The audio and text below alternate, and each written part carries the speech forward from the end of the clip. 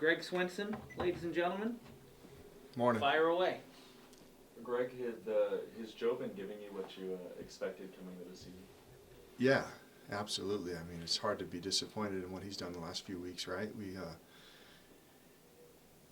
shortened him up a little bit just because the pitch count's been, in the 120 range for the last couple of complete games, and we pushed him back a day, and not by his request at all, but by just me making a decision that he should get an extra day's rest.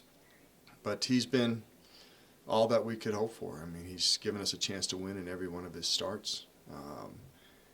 He usually can go, a full performance for us, and if it was his druthers, we took him out, I think, at 90 pitches last weekend, and he wasn't very happy about that. So, excuse me. He's not the guy in the Pac-12 that's at the top of all the mock drafts necessarily, or not the hardest thrower, but he's the back-to-back Pac-12 pitcher of the week. And yeah.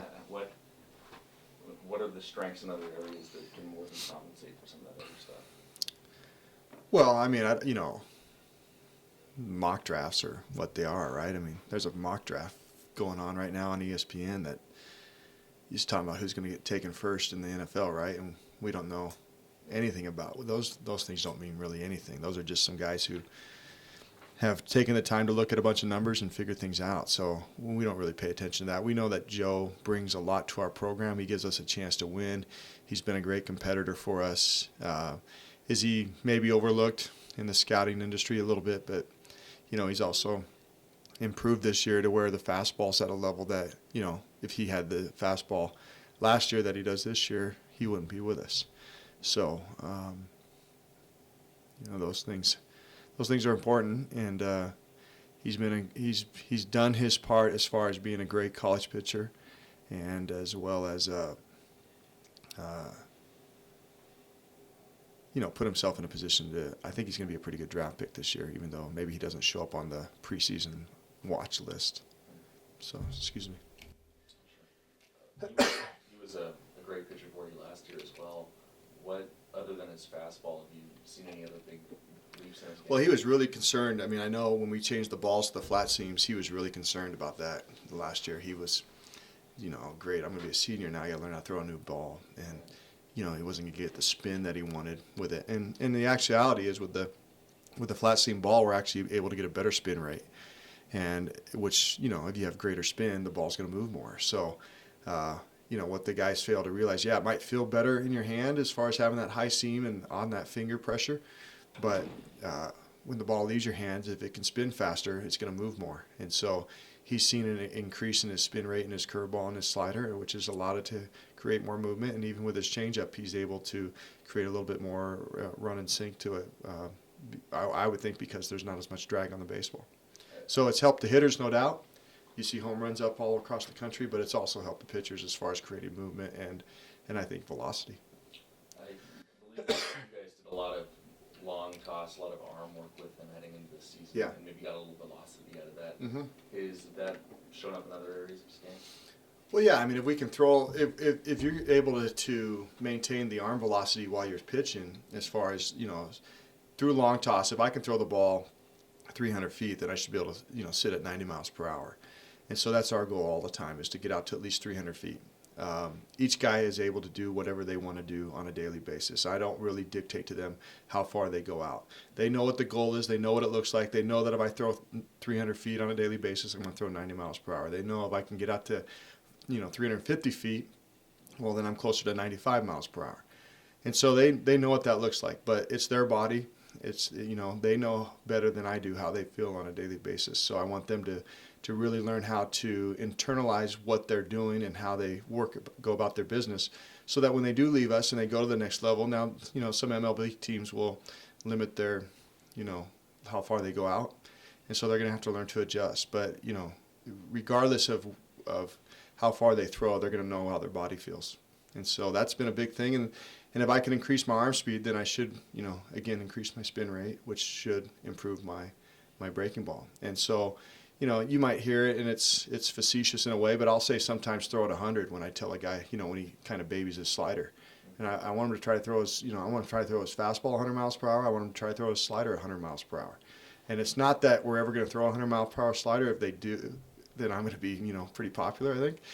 But it's more or less just I want them to maintain their arm speed and really figure out how it feels to maintain that arm speed throughout all their pitches, because especially younger pitchers will tend to think they have to manipulate the pitch or take something off it in order to get it to move. And in reality, all you're doing is tipping to the hitter that you're slowing it down and giving them a chance to see it longer and hit it farther. So,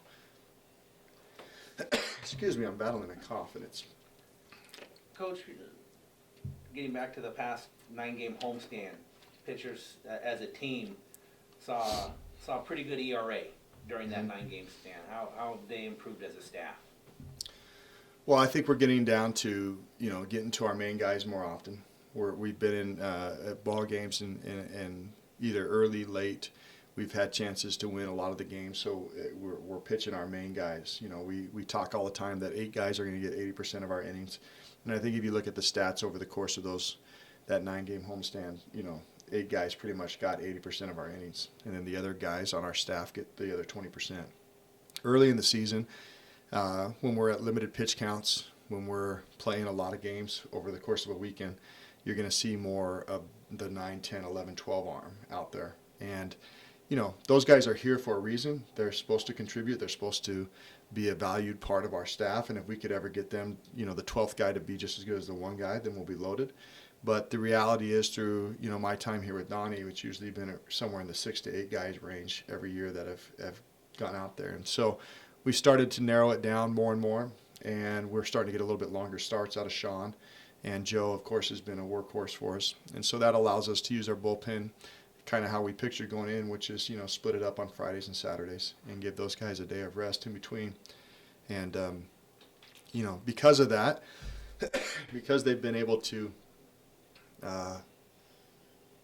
get the rest and recovery that they need, they're able to perform at a higher rate. And so, we've had some guys, that even within that 9-game period, maybe a couple of our better arms haven't performed at the level we expect them to. So even with that being said, we think we can do much better.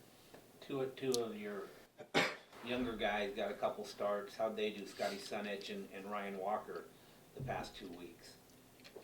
I thought they were great. I mean, can they improve? Absolutely. Do they need to get better? Absolutely. But to run out there and give us a 4 or 5 inning start like that when it's a kind of a staff day, when you start somebody out of the pen like that, it's more or less a staff day. So you're trying to figure out how to manage the staff, and we go into those games thinking if he can give us 2, 3 innings, we'll be ecstatic. And for the most part, those guys have given us 4 or 5 quality innings and given us, again, put us in a position to win the game. They haven't gone out there and allowed the opponent to run away with it early and then have us playing from behind. They've given us a chance to stay in games.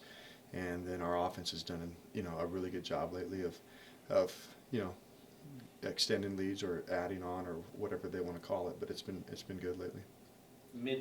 Midway through the conference season, you get a 4-game series out of conference. Does that help you? What's your feelings on breaking up the conference? It's a Division I opponent, and Coach Nakama with San Jose State is going to have his players playing at a high level. So the fact that it's out of conference, is no difference to me. It's Division I baseball players are Division I baseball players no matter what uniform they put on. So if we don't play our best, if we don't have our A game, then we're going to get beat. And you saw that the first game. We didn't play our best. We weren't very clean. As far as on the mound, we gave up 7 runs and we lost. And so, and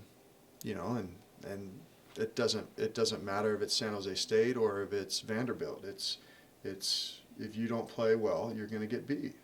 And so we learned from that, fortunately, after a tough game, and we kind of took our time on the second game to get it going, but we did eventually and found a way at the end. And then in games 3 and games 4 against them, we did a good job of getting out early on them and then extending it, and then just really the fourth game they kind of had a little glimmer of hope there in the middle of the game, and then late we added a couple, and that kind of just knocked it down. So whether it's a whether it's a Pac-12 opponent or an out-of-a-conference opponent, if it says D1 baseball next to their team, it's a good baseball player, so we've got to play good baseball.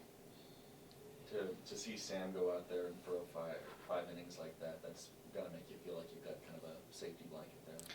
Well, we've had high expectations for Sam for a long time now, and he's got a lot of talent, and I told him afterwards that that's what I've been waiting for a while now. And so now we'll just see if he can build on it and continue to do those things. He was down, he had tilt to his fastball, so his fastball was, even his misses were below the strings, and then, after a couple misses with his slider early, he found that pitch, and when he's got that 1-2 combination, it's pretty tough to hit off him. What about Utah looking forward? 3-game set back in conference play. What do you want to use? Bill Kinnenberg's one of the better coaches in our conference, and he's got his team, watching the games on the Pac-12 network. He's got his team doing, a very complicated offense as far as defending it. There's a lot of options that we have to be aware of when we play them. They're going to run a lot. They're going to bunt a lot. They're going to do some things that, we don't see very often. So in the next couple of days of practice, we're going to have to make sure that we, put attention to it and are ready for it. Not to say that they're going to do it all the time, but we have to be prepared for them to do the unexpected, so to speak. Because in the games that I've watched, they've pulled off a few unexpected plays that, benefited them. They scored runs based on them. Going to play them, they're always going to be competitive on the mound. Coach Crawford does a great job with their pitchers and their pitching staff. So, we're going to have to, as far as our part, keep the score down as well so that we can give ourselves a chance. And offensively, they've got a lot of players that I would compare. Last year, they were probably a little bit like us, where we have a lot of young guys. And now those guys are all a year older. They've been in the lineup. You can just tell on TV they have more confidence about themselves. And so, it's going to be a challenge for our pitchers to go out there, and it's going to be a challenge for our hitters to go down there. Last time we went there, they took 2 of 3 from us. So it's a great place to play. It's a AAA ballpark, so the stadium's beautiful. The surface is great. We play at odd times because I think the Bees are in town. So, sometimes you have to get used to that. I think last time we played at 12, 12, and 6. So that's kind of backwards. But regardless, we've got to just be ready for a team that's going to be well coached and well prepared, and it's going to be a typical Pac-12 weekend where if we have any hopes of winning, we've got to take care of our business and do what we're good at first, and then try to take advantage of maybe some of the weaknesses that they might have. But and the other great part will be just seeing my boy Connor Lambert, who's part of their coaching staff now. As the director of ops, Connor's a great Cougar. Was part of our regional teams. Was one of those guys who came in and worked his butt off, and it's gonna be great to see him. And, it'd be weird to see him across the dugout, but hopefully he doesn't remember what we did, so that he can't tell them all of our secrets. So. Anything else for Coach? Thank you so much. Yeah, thank you. Go Cougs.